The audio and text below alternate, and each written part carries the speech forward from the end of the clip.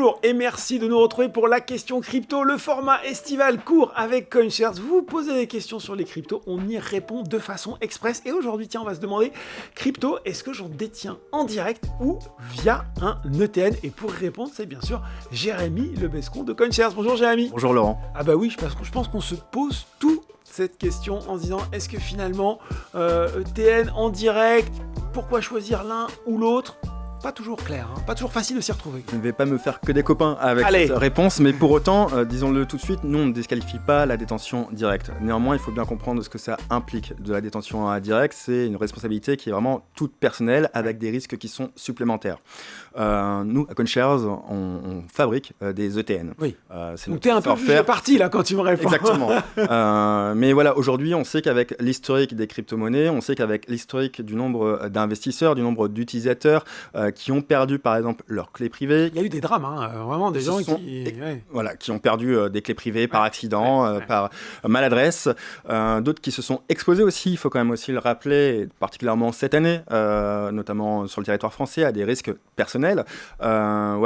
La détention directe implique tout simplement de nombreux risques qu'il ne faut pas évacuer. Là où un ETN, aujourd'hui, tout simplement, est accessible très facilement dans un portefeuille traditionnel, dans un compte titre, comme par exemple celui de Boursorama, pour ne citer qu'elle, par exemple.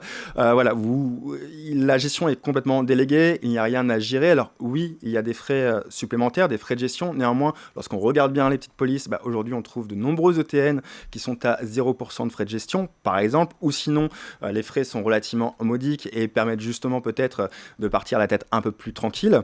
Donc c'est le risque annuel, c'est le risque principal, les frais annuels. Néanmoins, dans l'ensemble, aujourd'hui, lorsque vous achetez, lorsque vous vous exposez à travers des ETN, la responsabilité est aujourd'hui celle de l'émetteur. Donc pour qui? On pourrait dire que ça s'adresse aux débutants certes, mais aussi à des investisseurs qui sont un peu plus assidus finalement, qui ont par le passé se sont exposés aussi à certaines pertes peut-être de clés privées ou à certains incidents aussi. Et je crois qu'aujourd'hui, l'ETN est peut-être la voie accessible, la plus simple pour s'exposer aux cryptoactifs, même si, encore une fois, lorsqu'on connaît bien les crypto-monnaies, et particulièrement Bitcoin, on est très attaché, évidemment, à la détention personnelle, mais ça implique de nombreux risques. Oui, c'est ça. Quand je t'écoute, en fait, il y a quelque part la façon peut-être de découvrir les cryptos avec les ETN, et puis si on est vraiment convaincu par cette classe d'actifs, alors il y aurait cette seconde étape qui est la détention en direct, mais en étant sans doute mieux formé et puis en étant pleinement conscient à la fois du potentiel que ça t'apporte en plus, mais aussi des risques supplémentaires que ça implique. C'est ça. En effet, il y a des risques de piratage, il y a des risques pour sa sécurité physique personnelle, il y a des risques tout simplement de maladresse, il y a des risques de hack, comme je l'ai dit. Voilà, la détention directe, ça implique ceci.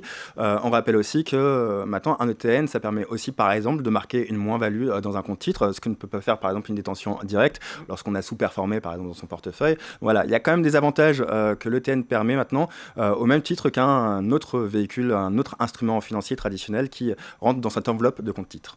Et si vous vous demandez ce que c'est qu'un ETN, eh bien, on a fait l'explication complète dans un numéro de la crypto décryptée avec Jérémy. Merci Jérémy. Avec plaisir Laurent. Voilà, c'était la réponse à cette question crypto en direct ou bien investissement via un ETN. Merci de nous avoir suivis. Et puis, si vous nous regardez sur YouTube, n'hésitez pas à lâcher un pouce en l'air et à vous abonner à la chaîne Boursorama. Merci, à bientôt.